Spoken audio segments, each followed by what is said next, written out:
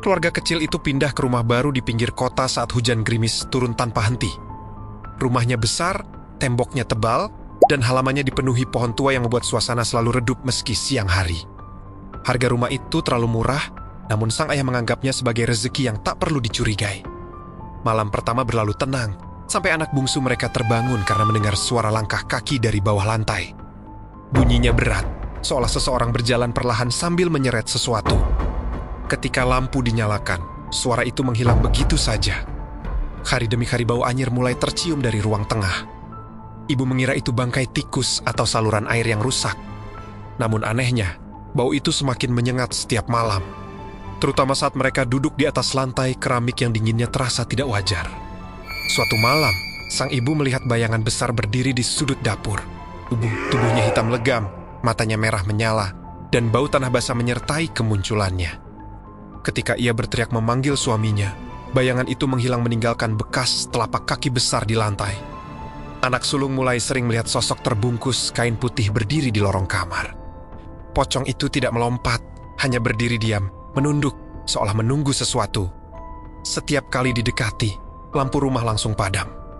Malam berikutnya, suara tawa berat menggema dari plafon. Suara itu diikuti dengan dentuman keras seperti sesuatu jatuh dari atas. Ketika diperiksa, tidak ada apapun, hanya bekas retakan halus di lantai ruang tengah. Retakan itu semakin melebar dari hari ke hari.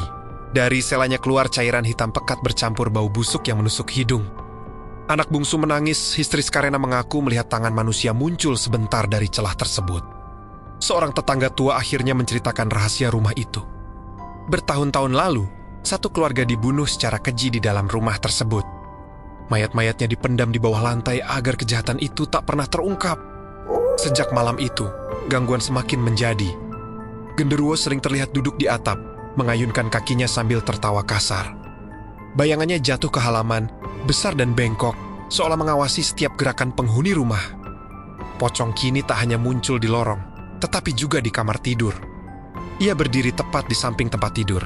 Wajahnya hitam membusuk, kain kafannya berlumur tanah. Setiap kali keluarga itu berdoa, suara jeritan muncul dari bawah lantai. Suatu malam, lantai ruang tengah ambles. Tanah di bawahnya terbuka, menampakkan tulang belulang manusia yang masih terikat kain dan rantai. Bau kematian memenuhi rumah, membuat mereka muntah dan pingsan ketakutan. Saat mereka sadar, rumah terasa jauh lebih gelap. Semua pintu terkunci sendiri, jendela tak bisa dibuka. Suara langkah kaki, tawa, dan tangisan bercampur menjadi satu, seolah seluruh rumah bernapas bersama makhluk-makhluk itu. Genderuwo kini berjalan bebas di dalam rumah.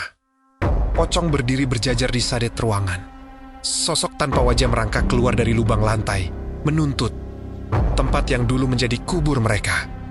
Keluarga itu mencoba melarikan diri, tetapi setiap lorong membawa mereka kembali ke ruang tengah. Rumah itu seakan hidup, menolak melepaskan penghuni barunya untuk menggantikan yang lama. Pagi hari, tetangga menemukan rumah itu kembali kosong. Tidak ada tanda keluarga tersebut pernah tinggal di sana. Namun dari bawah lantai, kini terdengar suara tangisan baru seolah rumah itu kembali menelan korban berikutnya.